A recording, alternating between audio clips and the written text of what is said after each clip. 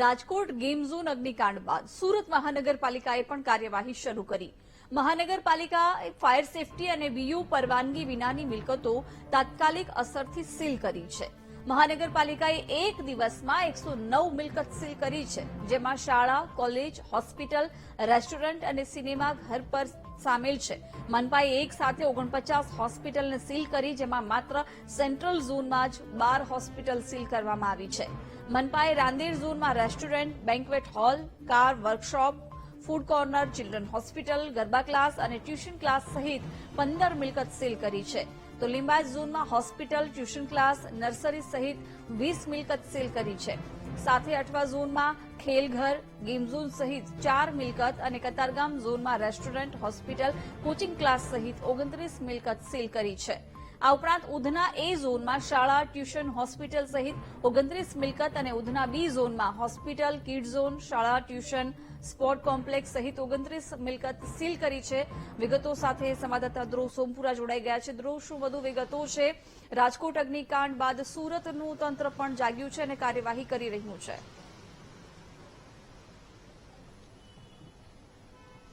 જિજ્ઞાસા, ખૂબ જ સાચી વાત છે। રાજકોટમાં જ્યારથી અગ્નિકાંડ થયો અને ત્યારથી એક તપાસ સમિતિની ટીમ બનાવાઈ છે સુરતમાં, અને તે રોજે રોજ કામગીરી કાર્યવાહી કરી રહી છે કે જ્યાં પૂરતી ફાયર સેફટી નથી, એનઓસી નથી કે પૂરતા દસ્તાવેજી ફાયર સેફટીને લઈને પુરાવા નથી, તેવી તમામ જગ્યાઓએ તેઓ અત્યારે કાર્યવાહી કરી રહી છે। ત્યારે ગત રોજની વાત કરવામાં આવે તો માત્ર એક જ દિવસમાં 109 જેટલી જુદી જુદી મિલકતો પર ફાયર વિભાગ દ્વારા ખાસ કરીને સીલ કરવાની કામગીરી કરવામાં આવી છે।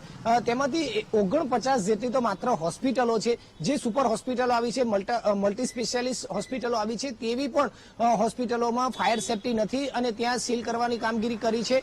ફાયર જે પ્રકારે અત્યારે દર્દીઓ સારવાર લેતા હોય છે, એટલે કે આ તમામ હોસ્પિટલોમાં જે પેશન્ટ છે તેને કોઈ અગવડ ન પડે અને તેની સારવાર ચાલી રહે તે પ્રકારે હાલ હોસ્પિટલ તો ચાલે છે, પરંતુ નવા દર્દી ના લઈ શકે ત્યાં સુધી તેઓને સૂચના આપવામાં આવી છે। તે ઉપરાંત જે 49 હોસ્પિટલ છે તેમાંથી 5 થી 6 હોસ્પિટલ તો સંપૂર્ણ સીલ કરવામાં આવી છે કે જ્યાં કોઈ પણ પ્રકારના દસ્તાવેજી પુરાવા નથી કે નથી તેમની પાસે કોઈ જરૂરી ફાયર સેફટી, અને તેને લઈને આ તમામ કામગીરી કરવામાં આવી છે।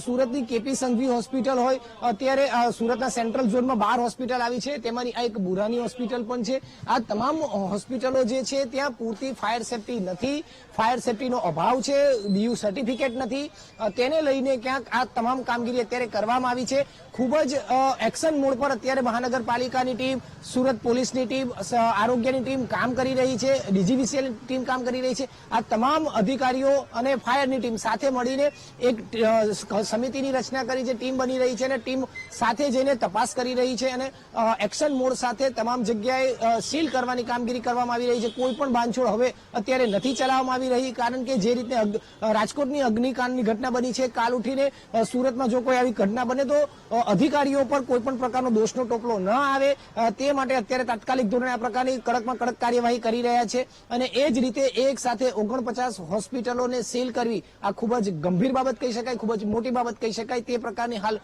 કામગીરી સામે આવી છે। જી જિજ્ઞાસા। બિલકુલ ધ્રુવ, આભાર જાણકારી આપવા બદલ।